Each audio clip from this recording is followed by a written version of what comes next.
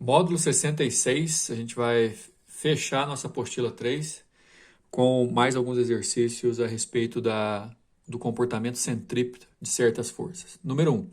Ao construir uma rodovia, o engenheiro utiliza as leis de Newton, faz cálculos para calcular a velocidade escalar máxima permitida. Este valor determina o limite de velocidade para um carro fazer uma curva dentro de faixa de segurança. Um carro que não respeitar o limite de velocidade estabelecido pode derrapar na pista e causar um sério acidente. No cálculo, o engenheiro emprega um valor padrão para o coeficiente de atrito estático entre o pneu e a rodovia. É óbvio que carros com pneus mais carecas do que recomendado devem tomar cuidados extras. Considerando-se que o valor deste coeficiente de atrito estático entre o pneu e a rodovia é de 0,25, estime a velocidade escalar máxima em km por hora para um carro fazer uma curva circular de raio 40 metros em um solo plano e horizontal. Olha o detalhe, pessoal. A gente tem aqui um carro que você está vendo de frente. O detalhe é que esse carro vai fazer a curva num plano que está direcionado para o teu olho aí. Esse é o detalhe. E aí, nesse caso, como é uma curva plana, você tem o peso fazendo o carro apertar o chão devolve essa força normal acaba anulando o peso, né, em termos de força resultante. E olha só qual que é a força que sobra apontando para o centro da curva. É a força de atrito. Nesse caso, a força de atrito vai atuar como força centrípeta. Então, a gente vai pegar a força de atrito e igualar a fórmula mv² sobre r da força de atrito, da força centrípeta, para poder calcular essa velocidade aqui. Ó. Lembrando que o raio da curva é de 40 metros, o coeficiente de atrito é de 0,25. Olha só a resolução. Levando em conta que força normal é igual ao próprio peso, que é massa vezes gravidade, e que a força de atrito é igual à força centrípeta, que é massa velocidade ao quadrado sobre raio, a força de atrito tem que ser menor ou igual ao valor dela, que seria o máximo, para poder não acontecer nenhum acidente, não acontecer nenhuma derrapagem. Então, a força de atrito eu vou substituir pela força centrípeta, mv² sobre r, e nesse caso a força normal que está aqui, para cálculo da própria força de atrito, eu vou substituir por mg do peso. Aliás, se a gente trocar esse sinal de menor que aqui por igual, não vai ter problema nenhum, né? É só a gente pensar que essa velocidade que a gente está igualando aqui vai ser a velocidade máxima. O detalhe então é que força de atrito é coeficiente vezes normal, a força de atrito é igual à força centrípeta, a normal é igual ao peso. Você repara, ó, pode ser uma motocicleta, um carro, um caminhão que é independente da massa. Você joga o R para lá multiplicando, fica V² é igual a μ vezes G vezes R, e passa, como você quer a velocidade, passa esse quadrado como raiz. A velocidade máxima, isso aqui é uma propriedade, inclusive, lógico que você não precisa decorar, mas a gente chega numa relação perfeita para cálculo de velocidade máxima, conhecendo o raio da curva, a gravidade do local e o coeficiente de atrito entre os pneus e o asfalto ou qualquer que seja o pavimento do piso. 0,25 é o coeficiente de atrito fornecido, a gravidade é 10 e o raio da curva é 40. Se você multiplicar tudo isso aqui vai dar 100. Raiz quadrada de 100 é 10 metros por segundo. Só que toma cuidado, porque ele queria a velocidade em metros, em quilômetros por hora, olha só. E aí você multiplica o 10 por 3,6 para transformar para quilômetros por hora, dá 36 quilômetros por hora, que é a letra B. Número 2, a figura representa um avião fazendo uma curva circular horizontal de raio R ao redor do ponto C. A curva, o avião, igual o carro estava anteriormente, pessoal, está de frente para a gente aqui. Ó. Esse avião vai na tua direção fazer a curva para o lado direito aí de quem está assistindo. E nesse caso, o centro da curva é o ponto C. Com velocidade escalar constante de módulo 120 metros por segundo e com as asas inclinadas em um ângulo alfa constante em relação à horizontal.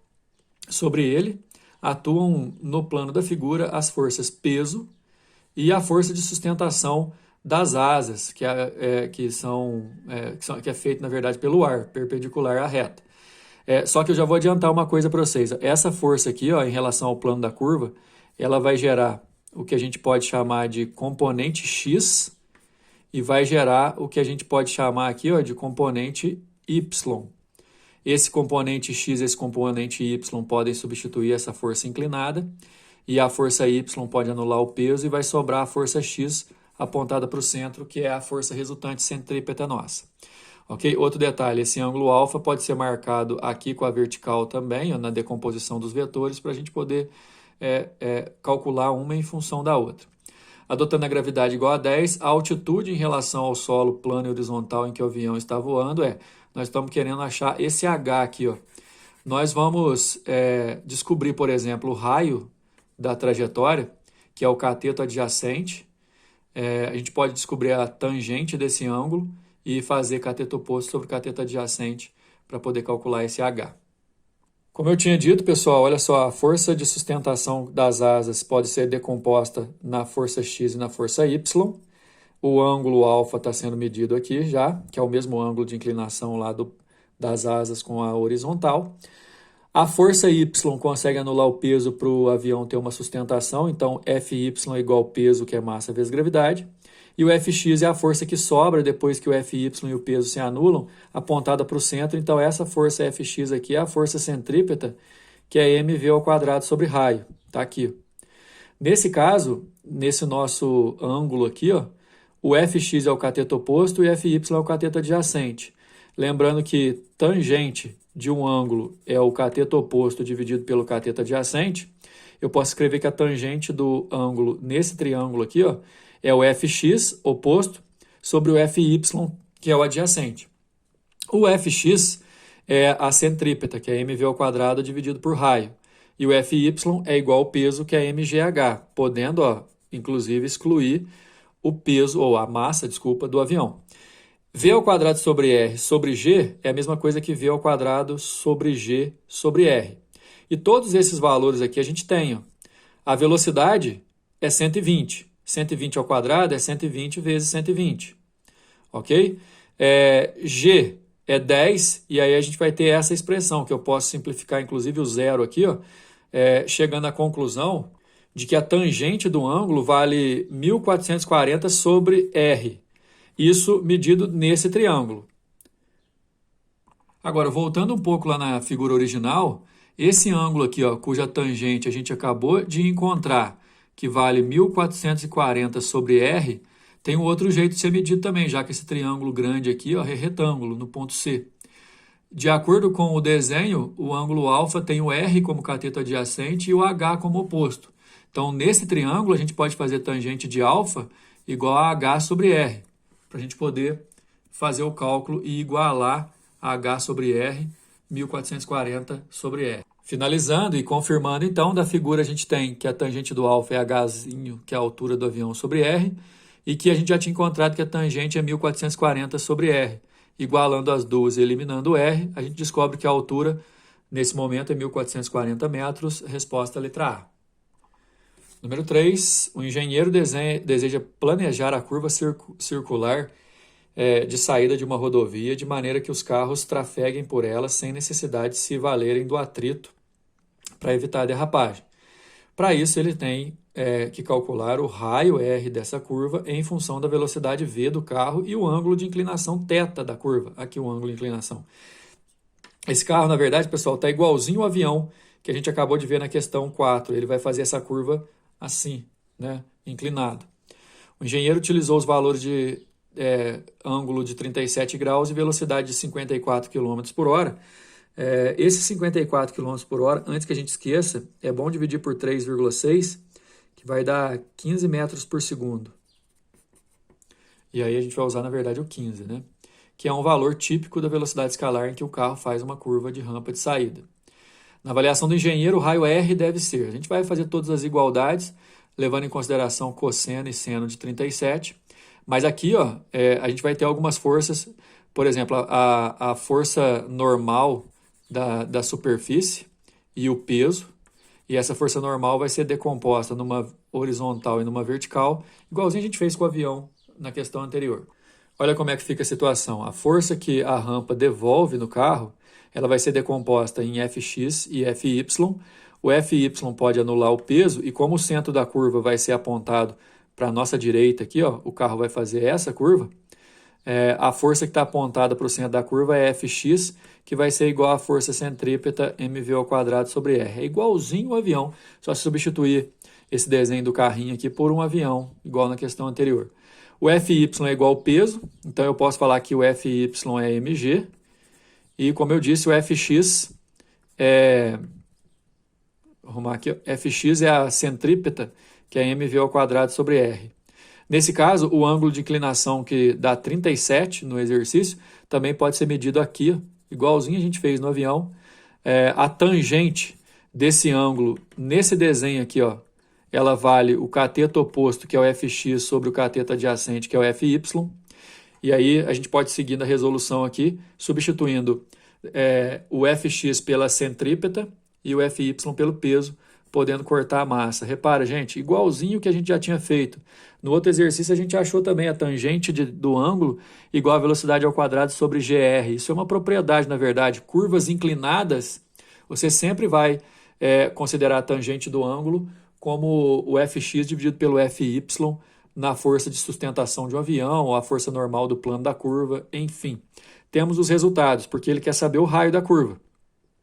E aí eu posso trocar o r com a tangente para a expressão ficar desse jeito aqui. Todos os valores eu já vou ter, porém, eu só vou pedir a atenção de vocês aqui um pouco, porque tangente de 37, que é o nosso ângulo, não está sendo dado, mas a gente pode lembrar que tangente pode ser calculado dividindo o seno pelo cosseno.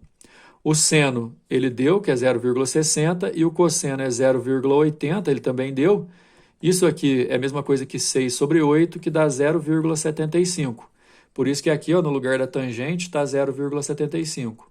A velocidade, como eu já tinha avisado, ela é 54 km por hora, mas eu já transformei para metros por segundo. Gravidade 10. Aqui fica 225 dividido por 7,5, que dá 30.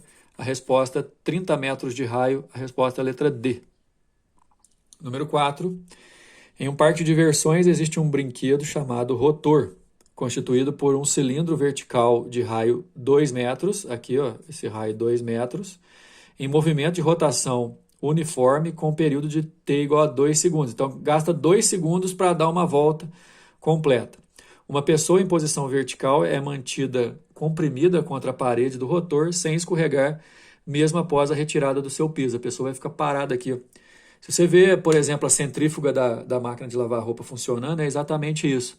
Você vai ter o peso da pessoa puxando ela para baixo, a força de atrito, por exemplo, conseguindo segurar essa pessoa, e como essa pessoa aperta a parede devolve uma força normal nela, que inclusive interfere para calcular o atrito, que é força normal vezes μ, e além disso, essa força normal aponta para o centro da curva, atuando como força centrípeta, né? Então eu posso falar também que a força normal é massa velocidade ao quadrado sobre raio.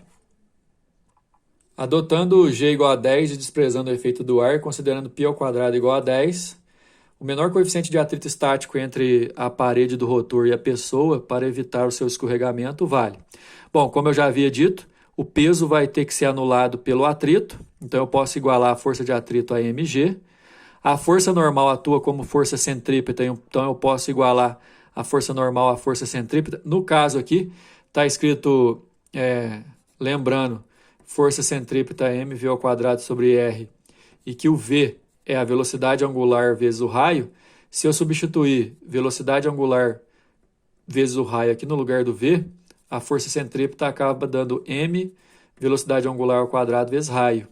Só que tem uma outra situação, pessoal, esse exercício é meio chato mesmo. A velocidade angular, ela vale 2π sobre período. E aí, como aqui a velocidade está ao quadrado, se eu elevar essa velocidade angular ao quadrado, fica 4π ao quadrado sobre t ao quadrado.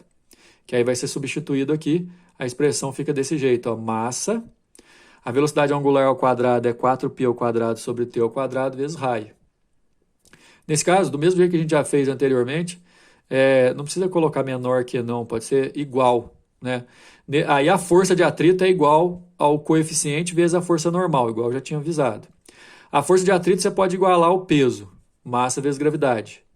A força normal você pode igualar a força centrípeta, que é mv ao quadrado sobre r, depois fazendo todas as substituições, ela ficou assim, ó, 4π ao quadrado sobre t ao quadrado mr, podendo inclusive a gente eliminar o m.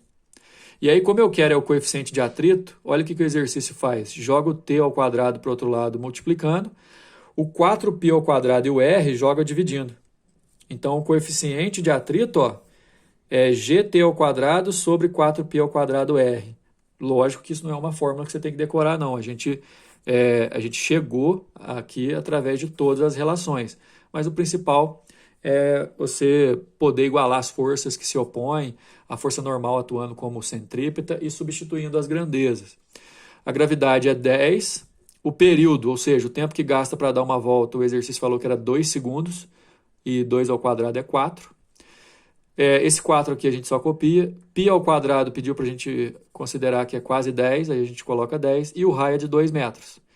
Então eu posso simplesmente cortar aqui, que o coeficiente de atrito vai dar meio, 1 sobre 2, que é 0,50, resposta letra D. Pessoal, a gente terminou essa frente. Semana que vem a gente tem a última semana de aula do terceiro bimestre. Eu vou pensar bem se eu deixo também um espaço para vocês se atualizarem quanto a algumas aulas que eventualmente vocês não viram, rever algum conteúdo que é de extrema importância. Esse bimestre a gente ficou voltado muito para as leis de Newton, né, que é um conteúdo importantíssimo. Então, a gente fecha a apostila 3 aqui e aí aguardem novas orientações. Até mais.